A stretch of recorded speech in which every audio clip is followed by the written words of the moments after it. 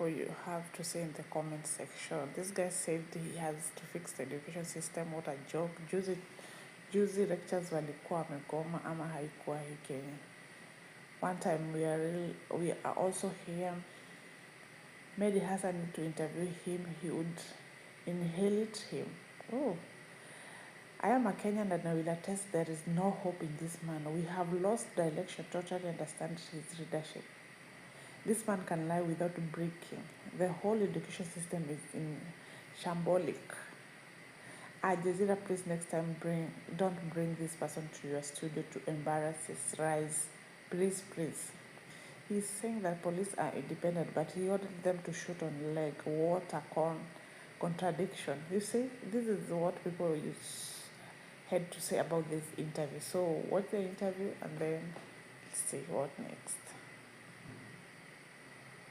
The Sudanese army says you're involved with the UAE and you're shipping arms. That is absolutely. And today, as I talk to you, 3 years on, 430,000 Kenyans are working outside Kenya because of the plan I've put in place. You have presented a very comprehensive picture of what you say are your achievements. You talked a lot there about young people. Correct. But the young people don't all seem to share that rosy assessment of where things are. You mentioned protests about food prices in 2023. There were protests again, large protests in 2024, and again this summer in 2025. Those protests in June spread, met with a most violent crackdown. 65 people died in the clashes. Was that mishandled? There are many aspects of that protest. There are people who genuinely are there to express their opinions, different opinions, but there are also criminal elements, people who come to burn down buildings, destroy properties, steal from all manner of places, supermarkets, and many of those. And the public itself, by the way, the public went up in arms because they said, these are not protests, this is looting, this is criminality. And we have had to balance. The police have had to balance between dealing with violent criminals on one end and also managing protests. You didn't leave it to the police force, did you? You got directly involved. You told at one point police to shoot protesters in the legs. Surely live fire is not something that should be used in protest. Do you regret those comments? I don't regret those comments at all, because the law allows the police to use force when other people's lives are in danger. Surely there are ways of doing that without using live ammunition. That is according to you. I think the police know what they need to do. And the police, by the way, understand that it is within their purview. That is why when I came into office, I ensured that the police was independent. The police carried out their responsibilities independently. When you say independent, you're telling the police to shoot protesters in the legs. That sounds like you're ordering the police. No, there is nowhere in the law that allows me to order the police. Let's look at some of the grievances of the protesters. This latest protest because followed the death of a blogger who was a teacher who died in police custody. Initially the police said he'd hit his head on a cell wall. It was unacceptable for someone to die in police custody. It was unacceptable to have a cover-up, was it not? That's correct. And that is why the police who are involved in that particular incident today are behind bars. But is there a wider issue of police brutality in Kenya? There is, we have a police force of 110,000. You will not miss elements within the police who are rogue. And as and when we identify the rogue ones, we deal with them. Like in this particular case, when it was discovered that what they told the country was not right, the correct investigations were done, and those who are involved have been brought to book. So we will continue to make sure that the police, of course, majority of the police, know what they are doing. The other thing protesters talk about is what human rights groups call enforced disappearances. 2024, it's reported more than 80 people, critics of the government, disappeared. You've got them? I can tell you, none of those people. I have told them. I have told people who claim that so-and-so has disappeared to step forward and tell the country who are these, when were they abducted, and many of the stories that you hear are people who when you tell them to come out, they don't. They just want to make general statements. And I'm telling you, we are coming from a dangerous background where, forget about people disappearing, where bodies were recovered from all manner of places in the past. Today, there are no incidences of Kenyans that are executed. I committed to the country that I would stop it, and I did. The other thing they complain about, the protesters, is corruption. What are you doing? Absolutely everything. I did sign the law that prohibits public officers to participate in doing business with government, what we call the Conflict of Interest Bill. Now it is law. I did sign this into law 3 months ago. We have deployed additional resources to the anti-corruption agency. We have deployed additional resources to the Director of Public Prosecution. We have hired more judges. I think I've hired the most judges than any president in 3 years to make sure that the criminal justice system, the judiciary, is properly enabled to deal with all manner of issues, especially corruption. Now, the protesters are all young. They're the Gen Z. They are the people who were the engine of your campaign. And you've lost a lot of those people who were fighting for you and believe you were the man to deliver change. Can you regain their trust, do you think? They have since discovered that every commitment I made, including how to empower the young people, from education to creating jobs, to making sure that there is health, to making sure that we have food, I have kept my commitment. And the entire country today, many people will tell you, the debate is no longer whether William Ruto has delivered. That debate is closed. Mr. President, I accept what you're saying, but it doesn't match the polling of Kenyans. A recent poll said 62% of Kenyans feel the country is heading in the wrong direction. Those are polls that, they are different polls by different pollsters.